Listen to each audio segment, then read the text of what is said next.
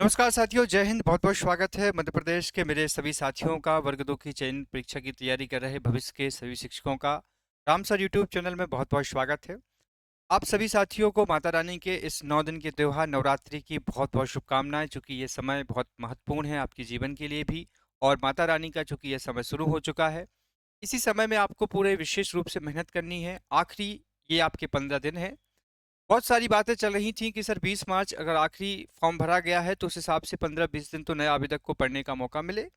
लेकिन ESP board चूंकि फिलहाल ऑलरेडी 20-25 दिन आपको दे चुका था। 20 मार्च से जो पेपर होने थे वो आपके 15 अप्रैल से पेपर शुरू किए गए, मतलब ये 25 दिन जो बढ़ाए गए थे वही एक डेट बढ़ाई गई थी, एक्सटेंड की गई थी, जो सबसे महत्वपूर्ण थी।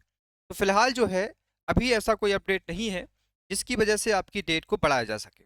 मतलब अब पॉसिबिलिटी जो है वो ना के बराबर है कि परीक्षा तिथि बढ़ेगी। क्योंकि देखिए, अब ऑफिशियली अगर आप देखें तो फिलहाल मैं आपको बताना चाहूँगा कि जो ईएसवी बोर्ड ने आपका अभी एग्ज़ाम शेड्यूल जारी किया है उसमें फिलहाल कोई हेरफेर नहीं किया गया है।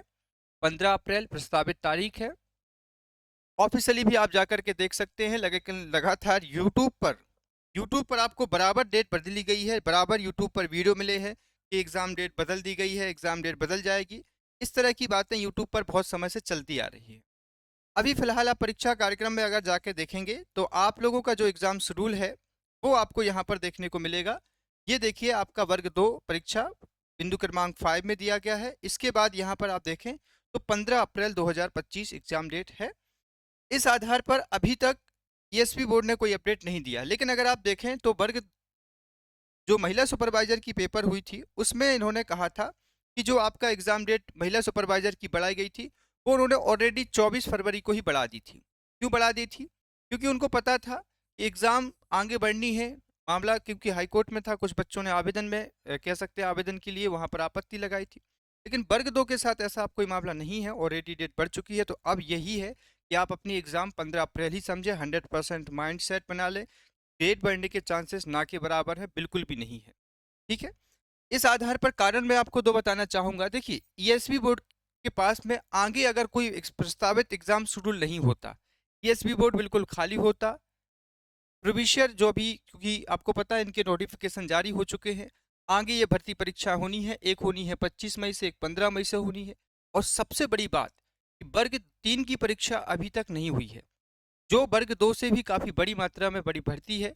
तो ईएसबी बोर्ड के पास में स्लॉट जो है खाली नहीं है। स्लॉट खाली होता तो भी हो सकता था ईएसबी बोर्ड, क्योंकि देखिए एग्ज़ाम सेंटर जो होते हैं अभी 13 अप्रैल तक आपके एग्ज़ाम चल रहे हैं महिला सुपरवाइजर के। तुरंत बाद 15 अप्रैल से आपके शुरू हो जाएंगे वर्ग 2 के। तो एग्ज़ाम सेंटर वालों को भी तो थोड़ा रिलैक्सेशन मिलना चाहिए। लेकिन एग्ज़ाम है आगे, तो ईएसबी बोर्ड जो है एग्ज़ाम आगे हैं इसलिए 15 अप्रैल को ही क्लियर करेगा। क्योंकि फिर आपकी मई मई के बाद फिर जून में वर्ग 3 परीक्षा होगी। फिर जुलाई का शेड्यूल डला है यहाँ पर किसका, आबकारी भर्ती का। फिर अगस्त में भर्तियाँ होगी, नई भर्तियाँ आने वाली हैं, जैसे कि ये अभी आपके छात्रावास अधीक्षक की भर्ती भी होनी है। तो ईएसबी बोर्ड प्रयास ये करेगा कि इसी एग्ज़ाम डेट से लिया जाए। चलो, इस आधार पर सर एडमिट कार्ड आने की क्या पॉसिबिलिटी है? क्योंकि चलिए ठीक है, एग्जाम डेट तो नहीं बढ़ रही है, ठीक है मान लिया। अब एडमिट कार्ड को लेकर के क्या रहेगा, कितना समय हमें देना पड़ेगा?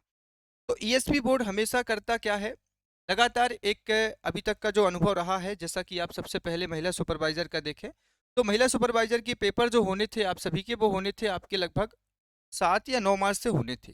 तो एडमिट कार्ड जो जारी किए गए थे वो आपके 28 फरवरी को ही एडमिट कार्ड को जारी कर दिया था।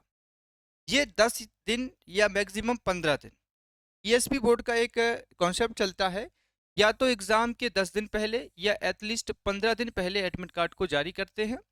इसमें आप सभी को आपका एग्ज़ाम सेंटर एग्ज़ाम का शहर पता चल जाएगा और एग्ज़ाम की डेट पता चल जाएगी। जहाँ तक यही होता है कि आपका पेपर किस डेट को होना है और एग्ज़ाम शहर कौन सा होगा, एग्ज़ाम सिटी कौन सी होगी। 3 दिन पहले आपको पता चलेगा कि आप लोगों का एग्ज़ाम सेंटर कौन सा है और सेंटर के बाद आपका शिफ्ट कौन सा है, शायद ये 3 दिन पहले पता चलता है। तो ये अब आप देखेंगे कि 10 दिन पहले ही जारी किया गया था। इस आधार पर आप लोगों का 1 अप्रैल से लेकर के 5 अप्रैल के मध्य में, 1 से लेकर के 5 या 1 से लेकर के 3 के बीच में आपको ये पता चलेगा कि आप सभी का पेपर कौन सी तारीख को है और कौन से शहर में है। क्योंकि आप लोगों ने बहुत सारे एग्ज़ाम सेंटर सेलेक्ट किए होंगे, एग्ज़ाम सिटी सेलेक्ट की होंगी। तो उस आधार पर 1 अप्रैल से 5 अप्रैल तक एडमिट कार्ड की पॉसिबिलिटी पूरी बनती है, क्योंकि इसके बाद 15 अप्रैल से फिर आपका डायरेक्ट पेपर होगा। तो अब आपके पास में सीधे-सीधे 15 दिन शेष बचे हुए हैं। इस समय का इस समय के साथ आप अपनी तैयारी को बेहतरीन करें, क्योंकि आखिरी की तैयारी कहते हैं ना, हमेशा आखिरी का जो बार होता है वो सबसे खतरनाक बार होता है। तो अभी भी अगर आप किसी भी चैनल पे या किसी भी यूट्यूब पर लगातार इसी चीज़ में अपडेट हैं कि आपको नई फ्री में क्लासेस उपलब्ध हो रही हैं, तो दिन भर आप क्लासेस देखते रहते नहीं। अब आपको स्वयं के ऊपर काम करने की ज़रूरत है। आपको देखना है कि भाई मैंने इकाई 1 से लेकर के इकाई 20 दोनों, इसके बीच में जो सिलेबस के आधार पर आपने स्टडी की थी, कहाँ से पढ़ा है, कोई कोर्स लिया है, इन पूरी 20 इकाइयों को आप अच्छे से क्या करें, रिवीजन करें। सबसे पहला काम है रिवीजन करना। यूट्यूब पर पढ़ रहे हैं तो यूट्यूब से रिवीजन करें, एप्लीकेशन से पढ़ा है एप्लीकेशन से रिवीजन करें, नोट्स लिए हैं उससे रिवीजन करें। अब देखो, टोटल अगर आपको टेस्ट सीरीज मिल गई है 100 मार्क्स की तो अच्छी बात है। अगर आपको टेस्ट उपलब्ध नहीं हो रहा है तो मेरे हिसाब से सबसे अच्छा सॉल्यूशन है कि इकाई को पकड़ें। 20 इकाइयां हैं, एक एक इकाई के आप एमसीक्यू या प्रैक्टिस करना शुरू करें। सबसे बेहतरीन विकल्प मेरे हिसाब से ये होगा। आखिरी प्लान, स्ट्रेटजी प्लान यही कहता है कि अगर आपके पास 100 मार्क्स का टेस्ट उपलब्ध नहीं हो पा रहा है तो आप यूनिट जो आपको 20 दी गई हैं उनके एमसीक्यू लगाएं, यूनिट वाइज चीज़ों को क्लियर करें। हर यूनिट का अंक यहाँ पर 5 अंक डिवाइड किया गया है। पर यूनिट 5 अंक है, 20 यूनिट्स हैं, 20 यूनिट्स का इंटू करेंगे तो 100 मार्क्स का ये आपका पेपर होना है। ठीक है, समय मिलेगा आपको 2 घंटे। तो एक एक इकाई को पकड़ें, उसके हिसाब से जहाँ से भी आपको एमसीक्यू मिल जाए, अगर आपके पास बुक है तो बुक से एमसीक्यू लगा लें, अगर नहीं है तो आपको यूट्यूब पर सर्च कर लें टॉपिक को, यूट्यूब से एमसीक्यू लगा लें। देखो, एमसीक्यू लगाने से क्या फ़ायदे होते हैं उसको सुनिए। आपने अभी तक उस टॉपिक को कैसे पढ़ा है? आपने उस टॉपिक को अभी तक थ्योरी में पढ़ा है, और थ्योरी पढ़ने से कभी भी कॉन्सेप्ट क्लियर नहीं होते, कई बार उसकी गलतियां भी पकड़ी जाती हैं, और वो गलतियां जो पकड़नी होती हैं वो एमसीक्यू में पकड़ में आती हैं। तो अगर एमसीक्यू आपको इकाइयों के हिसाब से मिल जाए तो अच्छी बात है। अगर 100, ये पूरी एफएलटी होगी, फुल लेंथ टेस्ट अगर आपको मिल जाए तो अच्छी बात है। जैसे कि अपने एप्लीकेशन पर है, रामसर इंदौर एप्लीकेशन पर सामाजिक विज्ञान और हिंदी का, इन 2 विषयों का आपको फुल लेंथ एफएलटी है, 20-20 टेस्ट दिए गए हैं। तो जो बच्चे ले चुके हैं 99 रुपये प्राइस है, वहाँ पर भी आप टेस्ट लगा सकते हैं, वहाँ पर आपको दोनों मिल जाएगा। इकाइयों के हिसाब से भी एमसीक्यू मिल जाएगा पीडीएफ में, और 100 मार्क्स का भी आपको टोटल टेस्ट मिल जाएगा। 20-20 टेस्ट दिए गए हैं रामसर इंदौर एप्लीकेशन पर, और ये 99 रुपये में आपको मिल जाएगा। जिनको भी लेना है वो साथी ले सकता है, लेकिन जिनके पास सुविधा नहीं है वो इकाइयों के हिसाब से एमसीक्यू लगा सकते हैं। इसके बाद देखो, चूंकि त्योहार का समय है, नवरात्रियां माता जी का त्योहार चल रहा है, इस समय को कैसे समायोजित करें? काफ़ी लोगों ने तो उपवास भी रखे होंगे। तो मेरा कहना है कि समय को एडजस्ट करें।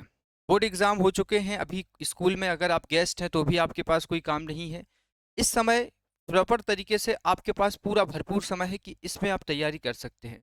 सुबह का समय सबसे बेहतरीन समय मेरे अकॉर्डिंग, जो सुबह सुबह में पढ़ना जानते हैं वो 6 से लेकर के 10 बजे की पढ़ाई करना शुरू कर दें, आपके जीवन में बहुत परिवर्तन आना शुरू हो जाएंगे। ये 15 दिन कम से कम 8 घंटे की तैयारी की आवश्यकता है।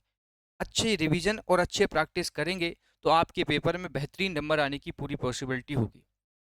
तो यही मेरा आपसे कहना है कि सिलेबस से हटके कुछ ना पढ़ें, अब नया ना पढ़ें, सिलेबस के अकॉर्डिंग सारी तैयारी करें। पूरा कंटेंट आपको सिलेबस के हिसाब से पढ़ना है और पूरा रिवीजन आपको सिलेबस के हिसाब से करना है।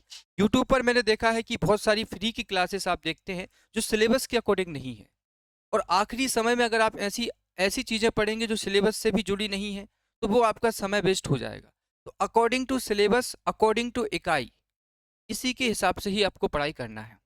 अपना पूरा अवलोकन करें कि भाई मैंने सिलेबस की क्या सभी इकाइयों को पढ़ा है, या सभी इकाइयों के क्वेश्चन मेरे से बन रहे हैं। जो इकाई आपको कमज़ोर दिखाई दे रही है उस पर प्रयास करें कि उसको आप रिवीजन करके बार बार ठीक करें। ये प्रयास आपको करने होंगे, तभी आप इस परीक्षा में अच्छा प्रदर्शन कर पाएंगे और अपनी तरफ से बेस्ट दे पाएंगे।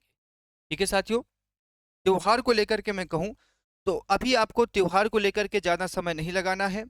अच्छे तरीके से, बेहतरीन तरीके से ये पूरा समय यूज करना है।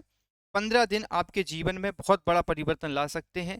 जिन्होंने 8 महीने से तैयारी की है और जिन्होंने अभी 80 दिन से तैयारी की है, दोनों के लिए महत्वपूर्ण है ये 15 दिन, क्योंकि revision is the key of success. जो रिवीजन अच्छे से करके जाएगा वही परीक्षा में बेहतरीन परफॉर्मेंस कर पाएगा। घबराने की बिल्कुल ज़रूरत नहीं है पेपर में आपको।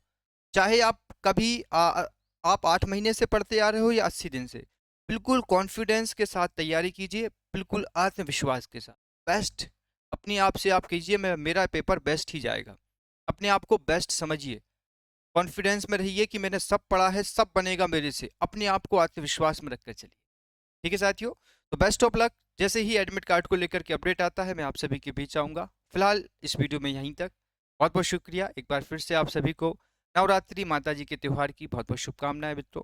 जय हिंद, वंदे मातरम। बहुत बहुत धन्यवाद, तैयारी करते रहिए। थैंक यू सो मच, बहुत बहुत शुक्रिया आप सभी का।